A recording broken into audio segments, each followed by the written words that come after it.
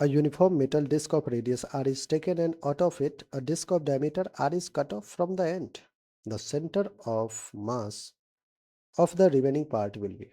बच्चों देखिए हमारे पास क्या है, लेट्स से हमारे पास एक डिस्क है जिसका रेडियस क्या है r, जिसका रेडियस क्या है r। ठीक है, तो ये हो गया हमारा सेंटर इस बड़े वाले डिस्क का।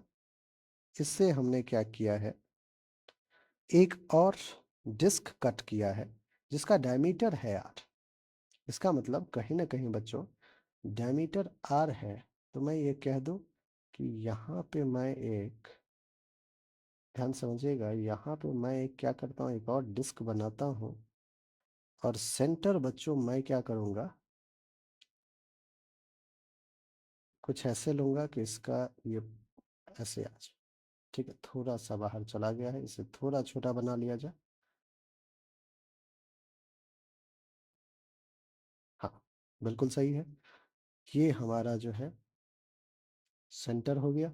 ये पूरा रेडियस r इसका डायमीटर था, तो ये r/2 रेडियस हो गया, r/2 ये रेडियस। ठीक है बच्चों, अब आइए कहानी पे चलते हैं। इसको मैं कह देता हूँ, जो बड़ा बड़ा डिस्क है इसका एरिया A1, इसका एरिया A2।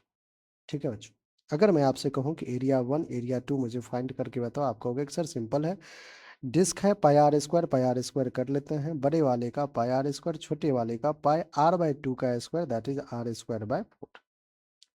अगर बच्चों मैं आपसे पूछूं कि ये जो यूनिफॉर्म मेटल डिस्क है बड़ा वाला, इसका सेंटर ऑफ मास कहाँ लाई करेगा, आप कहोगे कि सर सिमेट्री है, और सिमेट्री है तो इसका तो ओरिजिन पे ही लाई करेगा। दैट मीन्स इसका x1 भी 0 और इसका y1 भी 0।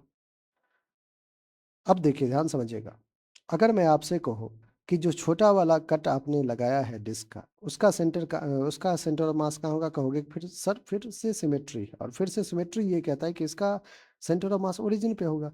अब इस ओरिजिन पे इसके सॉरी इसके सेंटर पे होगा, और इसका जो सेंटर है वो इस ओरिजिन से कितने डिस्टेंस पे है बच्चों, r/2 पे। तो x2 क्या हो जाएगा, आप कहोगे r/2, और y2 अगेन 0 होगा क्योंकि x एक्सिस पे ही लाई कर रहा है बच्चों, x एक्सिस पे ही लाई कर रहा है। सिमेट्री ये कहता है कि y COM तो 0 है, z COM तो है 0। सिमेट्री ये कहता है, सिमेट्री कहता है कि सिर्फ और सिर्फ x COM होगा। x COM कितना होगा, ठीक है, वो फाइंड करने के लिए बच्चों आपको क्या कैविटी प्रॉब्लम्स में पता है, area 1 x1 minus area 2 x2 upon area 1 minus area 2 use करते हैं। बिल्कुल सर पता है, ये चीजें तो कई बार की है।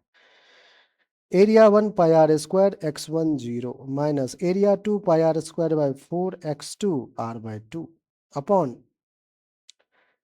पाई r square area 1 minus pi r square by 4 area 2।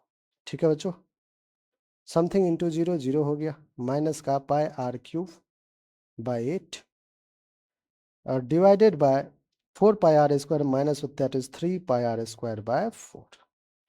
इसी को बच्चों मैं ऐसे लिख सकता हूँ, pi r cube by 8 into 3 pi r square by 4 था तो ऊपर गया, 4 1 जा 4 2 जा, पाई ने पाई को कैंसिल किया, आर स्क्वायर एक आर को खत्म किया, आर अपॉन 3 2 जा 6 माइनस साइन के साथ। माइनस साइन ये डिनोट कर रहा है कि ये जो ओरिजिन है ओरिजिन के लेफ्ट में आ रहा होगा, तो r/6 पहले तो मैग्नीट्यूड देखिए डी है, डी हमारा बिल्कुल करेक्ट ऑप्शन है। माइनस साइन बच्चों ये डिनोट कर रहा है कि ये अगर ओरिजिन है, ओरिजिन के लेफ्ट में आके ये सेंटर ऑफ मास लाई करेगा, और करना भी चाहिए, जिधर हेवियर मास होगा उधर सेंटर ऑफ मास हमारा शिफ्ट कर जाता है। ठीक है बच्चों।